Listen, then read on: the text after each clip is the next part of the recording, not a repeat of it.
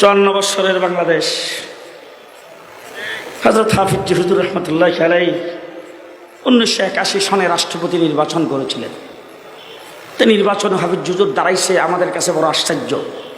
Paper পর্যন্ত পড়তে যেই লোকটা দেয় না, হঠাৎ করে সেই লোকটা শেষ রাত্রে তাহাজ্জুদ পড়তে পড়ে ফজরের নামাজে শাহী মসজিদে ঢুকতেছে।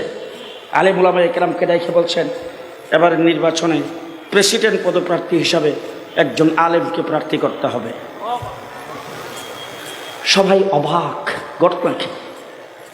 হাফিজ হুজুর শাইখুল হাদিস আল্লামা আজিজুল হক, মুফতি ফজলুল হক আমিনী তাদেরকে দেখে বলেন, উলামায়ে কেরামের মিটিং ডাকো। ডাকলো মিটিং শাহী মসজিদে। হাফিজ হুজুর মিম্বরে বসছেন, একজনের পর আরেকজনের নাম প্রস্তাব হইতেছে, কে প্রার্থী হবে। কেউ যখন রাজি হয় না, হুজুর লাঠি হাতে নিয়ে কয়, কোরবানির মধ্যে মাসলা হইল মোটা তাজা দেখা কোরবানি দেওয়া, যদি তৌফিক না থাকে মরাটা দিয়েও চলে। হাফিজ হুজুর বললেন, আমি আমার বেখা লাঠি নিয়ে আসি মাঠে। নির্বাচনী প্রচার অভিযান শুরু হলো। সর্বশেষ জনসভা বাইতুল মুকাররম দক্ষিণ গেইটে। আমরা ব্রাহ্মণবাড়িয়া মাদ্রাসার ছাত্র সেখান থেকে আসলাম জনসভায় অংশ নেওয়ার জন্যে। পেপারে দেখি বাবা 83 জন প্রার্থী, এক একজন প্রার্থীর যে বক্তৃতা। স্বাধীন সার্বভৌম বাংলাদেশে চাউলের কেজি 3.5 টাকা কেন হবে? আমি নির্বাচিত হইলে চাউল হবে 2.5 টাকা কেজি। আরেকজন বলছেন 3,30,00,000 শহীদের বিনিময়ে বাংলাদেশে কেন হবে পেঁয়াজের দাম 1.5 টাকা? আমি নির্বাচিত হইলে পেঁয়াজ হবে 1 টাকা কেজি। এরকম এক একজন পেঁয়াজ, মরিচ, লবণ, তেল, চাউল এইসব নিয়ে কথাবার্তা বলেছেন। আমরা তখন নতুন রাজনীতি শুরু করছি, মাদ্রাসার ছাত্র। আমরা একজন আরেকজনকে কই, হাই হাই রে, হাফিজ হুজুর তো পেপার পত্রিকা পড়ে না রে, সারাদিন খালি জিকির করে। হুজুরের যদি পেপারটা পড়ে কেউ শোনাইতো, আর একটা নোট যদি হুজুরে দিত, যে কইছে চাউল খাওয়াইব 2.5 টাকা, হুজুর যদি এই জায়গায় 2 টাকা কইতো, যেই মানুষ জনসভায় হইতেছে সারা বাংলাদেশের ভোট তো হুজুরই পাইতো। তার কারণে 8 আনা যেখানে কম পাই সেখানেই তো মানুষে ভোট দেবে। আমরা তখন নিচে বসে বসে ভাবতেছি, জমান নামাজের পরে জনসভা শুরু। একদম সামনে যায় জুতোগুলি নিষেধ দিয়া প্রচণ্ড রৌদ্রের ভিতরে বসছি। বাংলাদেশের জাতীয় নেতৃবৃন্দ ওলামায়ে কেরাম একের পর এক বক্তব্য রাখতে শুরু করেছেন। সর্বশেষ মাইকে বেজে উঠছে, ঘোষণা হয়েছে এবার জাতির উদ্দেশ্যে ভাষণ দিবেন প্রেসিডেন্ট পদপ্রার্থী মোহাম্মদুল্লাহ হাফিজ হুজুর।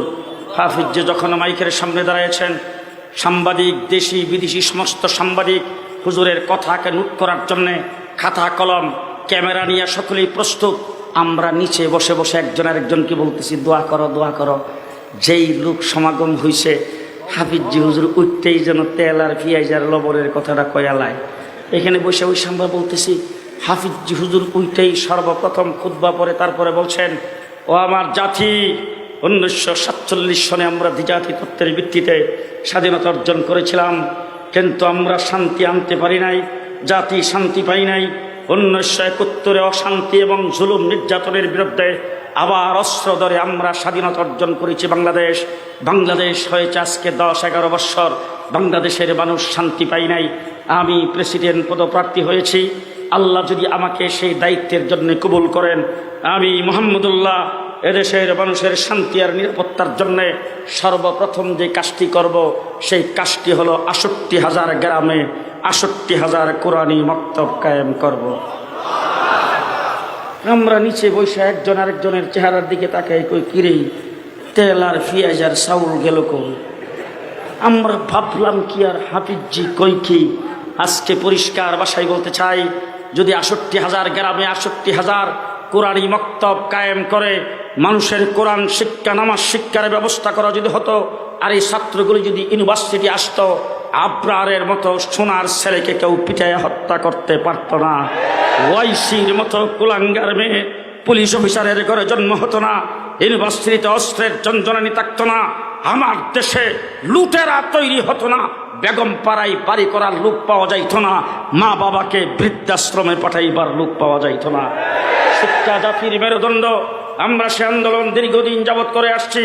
56 বৎসরের বাংলাদেশ।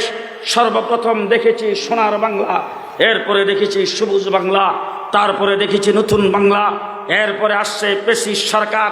সর্বপ্রথম আইসা ঘোষণা দিয়েছেন বাংলা হবে আধুনিক বাংলা। তার কিছুদিন পরে ঘোষণা দিয়েছেন মডার্ন বাংলাদেশ, এরপরে ঘোষণা দিয়েছেন ডিজিটাল বাংলাদেশ, সর্বশেষ ঘোষণা দিয়েছেন স্মার্ট বাংলাদেশ।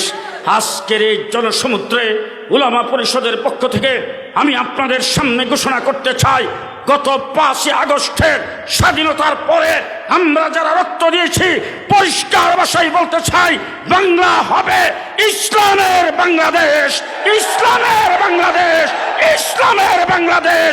কে কে প্রস্তুত আছেন? নাসরুম মিনাল্লাহ, ফাতহুন করিব, আবাশশিরিল মুমিনিন। আসসালামু আলাইকুম ওয়া রাহমাতুল্লাহি ওয়া বারাকাতুহু।